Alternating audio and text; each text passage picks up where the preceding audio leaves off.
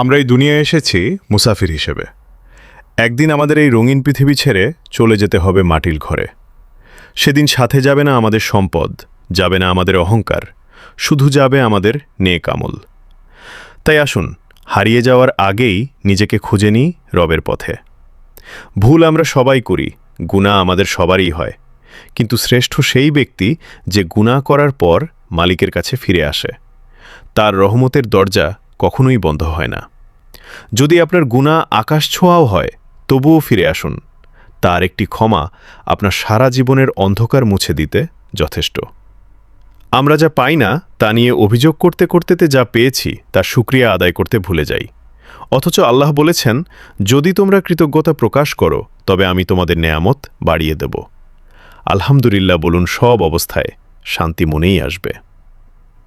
মাঝে মাঝে জীবন আমাদের এমন এক মোড়ে দাঁড় করিয়ে দেয় যেখানে আমরা কোনো পথ খুঁজে পাই না। কিন্তু মনে রাখবেন, আপনি যখন সিজদায় গিয়ে আপনার অশ্রু বিসর্জন দেন, তখন আসমানের মালিক আপনার জন্য নতুন কোনো রাস্তা খুলে দেন। আল্লাহ ধৈর্যশীলদের সাথে আছেন, আর তার ফয়সালাই সর্বোত্তম।